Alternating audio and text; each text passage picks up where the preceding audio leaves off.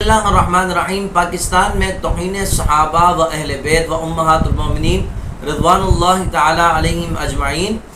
کا بل جو پہلے سے منظور تھا دفعہ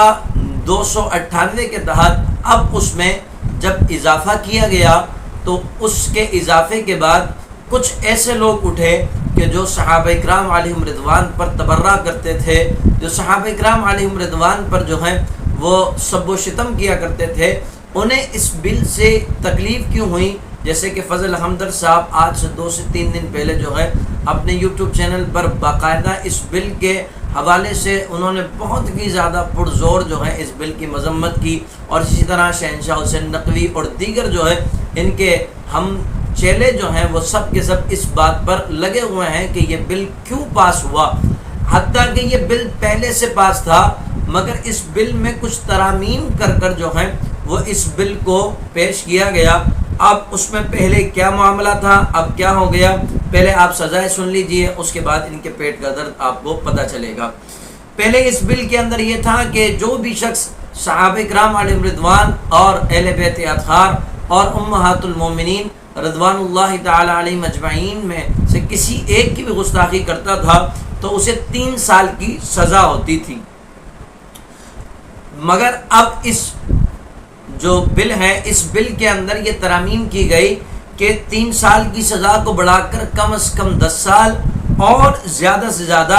25 سال سزا کر دی گئی ہے۔ دوسری بات، پہلے یہ جرم قابل ضمانت تھا، یعنی کوئی شخص اگر ان کی گستاخی کرتا ہے تو اسے ضمانت مل سکتی تھی، مگر اب اس بل میں یہ اضافہ کیا گیا کہ یہ جرم اب ناقابل ضمانت ہے، یعنی اب کوئی بھی ہو تعلق رکھتا ہو، کسی بھی مسلک سے تعلق رکھتا ہو، کوئی بھی ہو،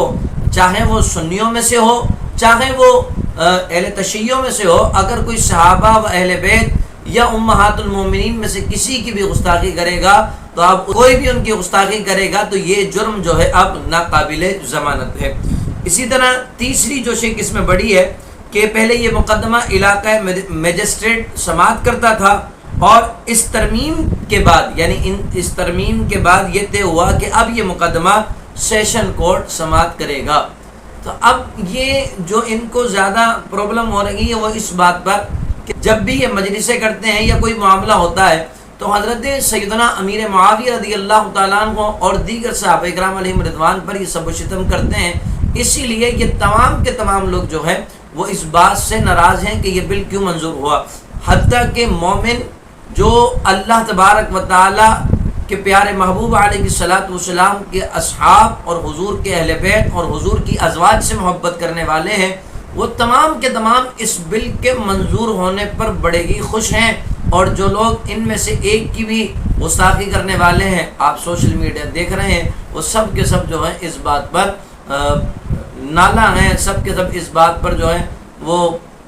غصے میں ہے کہ یہ بل کیوں منظور ہوا، حتیٰ کہ انہیں خوش ہونا چاہیے کہ اب اہل بیت کی اگر کوئی گستاخی کرے گا تو اس کو اب ایسی سزا ملے گی جو ناقابل ضمانت ہے، اب اسے 3-4 سال کی سزا نہیں بلکہ کم از کم 10 سال اور زیادہ سے زیادہ 25 سال کی سزا، اور انہیں یہ خوش ہونا چاہیے کہ اب جن کو وہ اہل بیت کا گستاخ کہتے ہیں، جنہیں اہل بیت کی شان میں جو ہے وہ گستاخی کرنے والا کہتے ہیں، انہیں تو اب سزائیں ملیں گی، تو خوش تو ہونا چاہیے تھا، مگر نہیں، صحابہ کرام کی بات آئی، امہات المومنین کی بات آئی تو سب نے چیخنا شروع کر دیا۔ الحمدللہ ہم سنی اس بل سے پہلے بھی راضی تھے، اب بھی راضی ہیں۔ اللہ تبارک و تعالی ہم سب کو صحابہ و اہل بیت کی سے محبت اور ازواج مطہرات سے محبت رکھنے کی توفیق عطا فرمائے۔